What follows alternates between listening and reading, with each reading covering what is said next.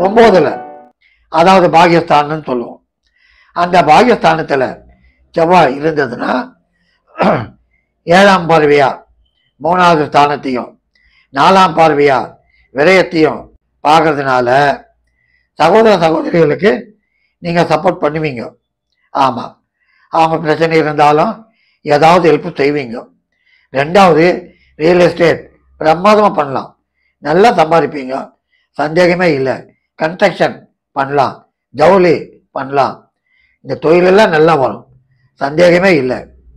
அதே நேரத்தில் உங்களுக்கு 8ஆம் பார்வையா லக்னத்துக்கு 4 பார்க்கறதுனால, சுகஸ்தானத்தை பார்க்கறதுனால வண்டி வாங்குறது விற்கிறது அதுவும் நல்லா இருக்கும், தாராளமாக செய்யலாம்.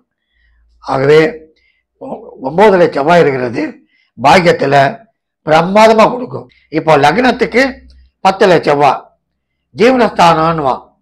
ஐயா அதுக்கு மேலே என்ன ஓணும்? என்ன நேற்று வரைக்கும் ஒன்றுமே இல்லாமல் இருந்தாயா, இன்னைக்கு எப்படியோ வந்துட்டாயா, அந்த மாதிரி ஒரு மேஜிக் கொடுக்கும். 10ல செவ்வாய் போராடி வருவாங்க. ஒன்று போனால் ஒன்று, ராமசாமி செய்யலை விடாத கன்சாமியை பிடி, அவன் செய்யலை பொன்சாமியை பிடி அப்படின்னு யாரையாவது பிடிச்சி இடிச்சு ஏறி ஏறி மேலே வந்துடுவாங்க. 10ல செவ்வாய் இருந்தா பயமே இல்லை.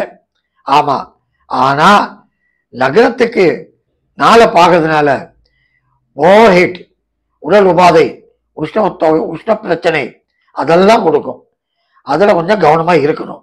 அப்பப்போ பயணங்கள் கொடுக்கும், ஒரு இடத்துல இருக்க மாட்டாங்க, சதா போகிறது வர்றது அலைச்சல் குத்துக்கினே இருக்கும்.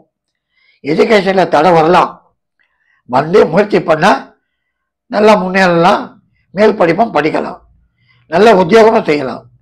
ஆகவே 10 செவ்வாய் ஜீவன செவ்வாய் அருமையாக செய்யும், கவலையே படாதீங்க.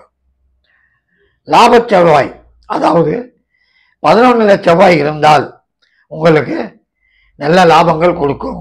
எப்படி பார்த்தோம்னா, ஜீவனஸ்தானத்துக்கு 2ல் உட்காந்தான், அதாவது உங்க தொழில் ஸ்தானத்துக்கு 2ல் உட்கார்ந்ததுனால செய்கிற தொழிலை, செய்யக்கூடிய ஒரு தொழிலில் நல்ல லாபத்தை கொடுக்கும், நல்ல வருமானம் ஈட்டும், சந்தேகமே இல்லை.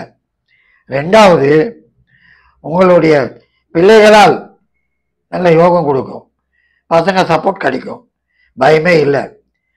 ஆகவே உங்களுக்கு லாப செவ்வாய் அருமையாக வேலை செய்யும், கவலையே இல்லை.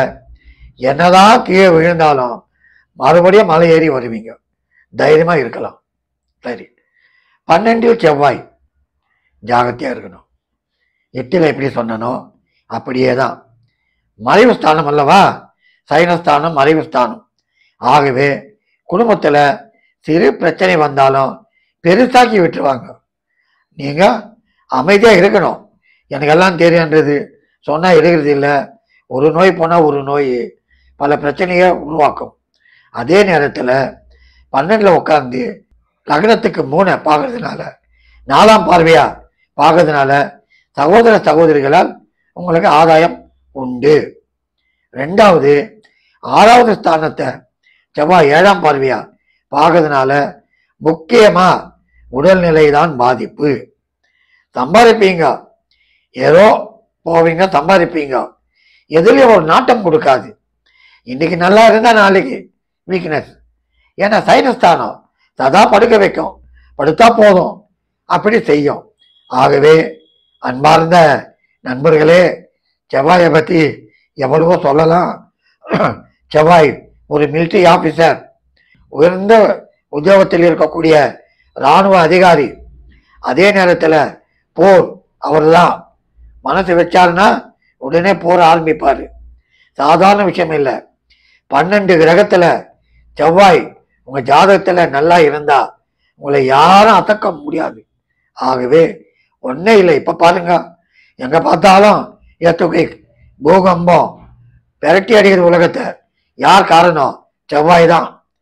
என்னைக்கு செவ்வாய் கழகத்தில் நீச்சமானானோ அன்னிலேருந்து வரக்கூடாததெல்லாம் வந்து இருக்குது. எந்த நேரத்தில் எங்கே உடையுமோ, எந்த நேரத்தில் எங்கே பிரளயம் ஆகுமோ, எங்கே பூகம்பம் வருமோ, எங்கே எத்துக்கைக்கு வருமோ, தேவையில்லாத பெரிய பிரச்சனை, கிளி, பீதி உண்டாகுது. மற்ற கிரகம் கொடுக்குதா? கொடுக்காது. செவ்வாய் ஒண்ணுதான் மேட்டர் ஆஃப் செகண்ட் டமால் ஒரு அடி அடிக்கும். ஆமா, உங்க ஜாதகத்துல செவ்வாய் எங்க இருக்கோ அதை பார்த்து நிதானமா போனீங்கன்னா எல்லாமே ஜெயிச்சுன்னு வரலாம். ஆகவே இந்த செவ்வாய் உங்களுடைய ஜாதகத்திலே நன்றாக பலம் பெற்று உச்சம் பெற்று அருமையான கிரகங்களால் பார்க்கப்பட்டால் குடும்பத்தில் தலைவனாக மட்டுமல்ல நாட்டுக்கே தலைவனாக வரக்கூடிய வாய்ப்பை இந்த செவ்வாய் கொடுத்து விடும். ஆமாம், நாட்டை ஆளக்கூடிய அளவிற்கு முக்கியமான கிரகம் எது என்றால் செவ்வாய். செவ்வாய் நன்றாக இருந்தால்தான் நாட்டுக்கே தலைவன். நன்றி, வணக்கம்.